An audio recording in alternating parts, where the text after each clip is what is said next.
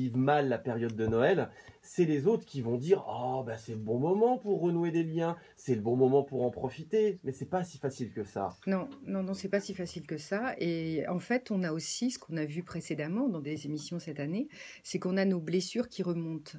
Alors du coup, ces blessures-là, parfois, ça peut devenir intolérable et la dispute, avec les frères et sœurs, la dispute avec les parents et cetera ou la famille. Alors du coup, peut-être que c'est intéressant de fractionner ce Noël, c'est-à-dire de mettre des temps d'intention, mais qui soient authentiques et qui soient vrais, de dire: «Bah, nous, on va se retrouver en petit comité avec ceux avec qui j'ai des affinités». Est-ce qu'il faut, par valeur éducative, par valeur judéo-chrétienne, Mmh. par valeur, de toutes nos religions, est-ce qu'il faut absolument, on doit, est-ce qu'il faut faire, comme, nos prédécesseurs, on va dire comme nos aïeux? Je suis pas sûre, Marc. En fait, ce qui est important, c'est d'apprendre à dire, je fais avec, bien sûr, du plus possible. Il y a le pas de la compassion qui est important aussi. Mais quand je dis, carpe diem pour les fêtes, qu'est-ce que signifie déjà carpe diem? On l'utilise beaucoup cette Oui. expression sans forcément savoir sa vraie valeur. Alors, la vraie valeur de carpe diem, c'est car, C-A-R, la paix, en fait, la paix, P-A-X, dire, dit, donc ça engendre le verbe, et aimer, et aime. Et en fait, les gens disent toujours: «Ah oui, oui, je sais ce que c'est jouir de l'instant présent, c'est bénéficier de chaque instant», et cetera, et cetera.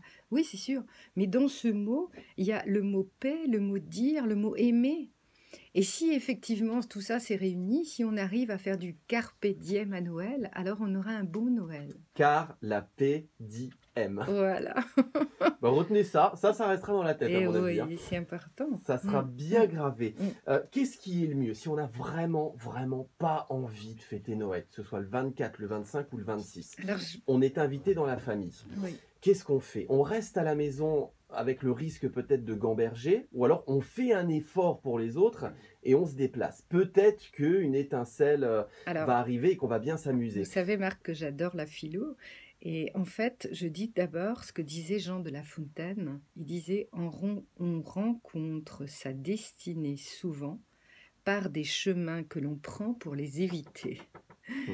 Ça veut dire chasse naturelle, il revient au galop. Donc ça veut dire aussi que parfois, on a des situations à affronter, à clarifier. Si on n'est que fuyant, ça ne marchera pas. On va rencontrer justement cette destinée encore plus forte. En psychologie, on dit: «Tout ce à quoi je résiste persiste».